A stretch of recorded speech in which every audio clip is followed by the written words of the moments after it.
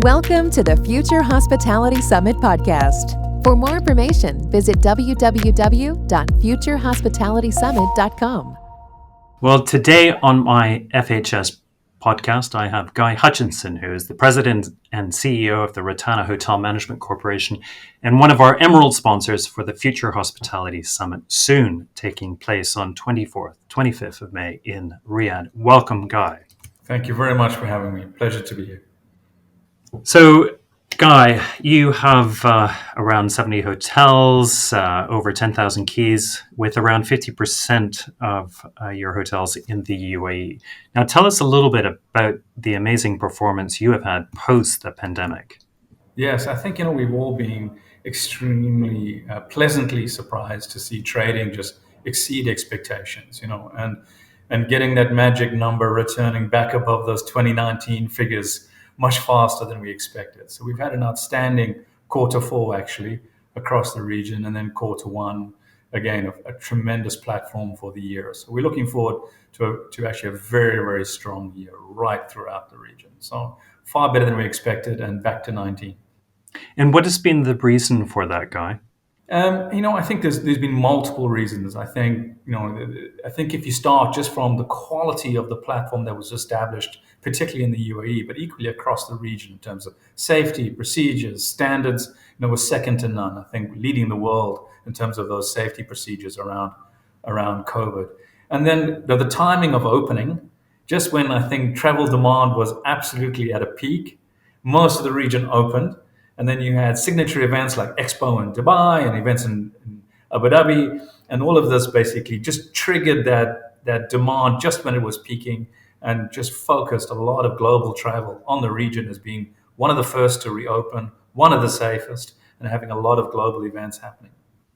And in terms of your expansion plans, are you also seeing your pipeline expanding as quickly as the operational performance, or the success that you've had from the operational performance?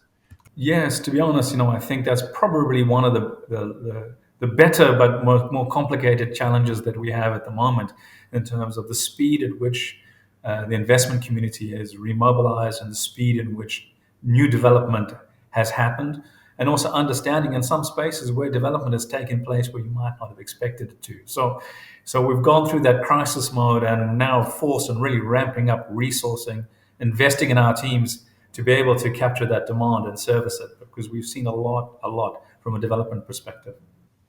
So you haven't seen any challenges on the finance side when it comes to your development pipeline?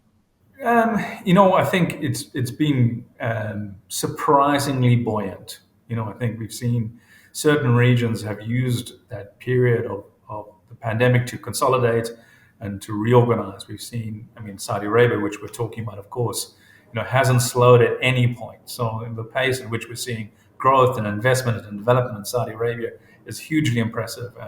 And we're right behind that in terms of establishing our presence in the kingdom. But we're also then seeing other regions like Egypt and UAE, right across the board, Africa, where there's a lot of new opportunity, a lot of development taking place. So I think financially, people found their way through the pandemic and are accelerating development quite quickly. Guy, I can also see that there's a lot of interest in a local brand as well, going more global. Yeah. I think the last 2 to 3 years has been an interesting experience because, I'm quite confident in saying I think we've actually weathered this in some ways significantly better than a lot of sort of larger, more global competitors, because we are much more connected, we're much more locally focused, and therefore we're very quick to respond, we're very agile, and we're not looking at performance in terms of what's happening, in the US or in Australia or China.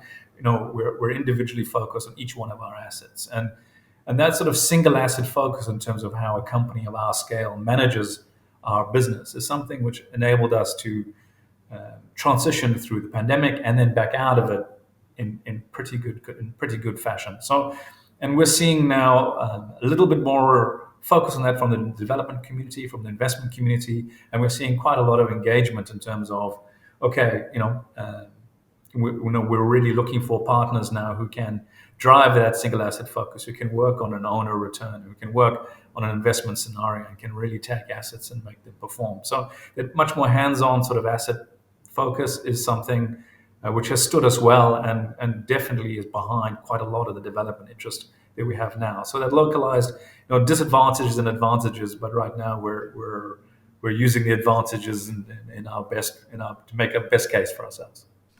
Very good. And currently in the Saudi market, you have 7 properties and you've got 6 under development. Yeah. Tell us a little bit more about the Saudi market. Saudi Arabia, I think right now is absolutely fascinating, and we are so excited about the opportunities there. And it's, we've always had a strong presence in the metro centers, and we've always had a strong presence in Riyadh with our 3 hotels, and Jeddah, in Mecca.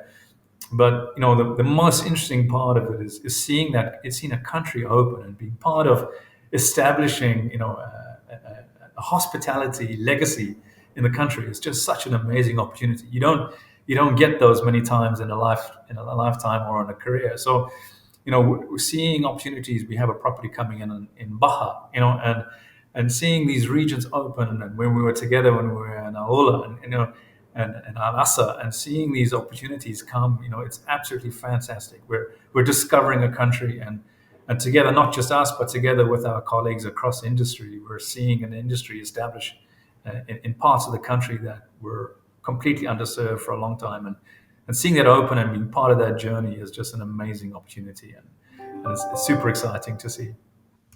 No, it certainly is, and it's great to have you joining us at the Future Hospitality Summit as well, not only as a sponsor, but of course speaking on a panel on the future of hospitality investment in the kingdom, along with the CEO of Elaf Hotels, Ames Hospitality, and Teba Investment.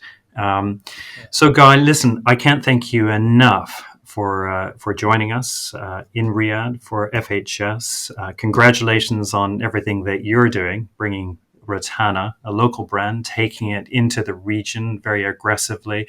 And I look forward to hearing more, and I look forward to hearing also about some of the ESG sustainability issues, initiatives that you're doing as well within your company, which will be a main focus at the conference as well. So, Guy, thank you so much for joining us. Yeah.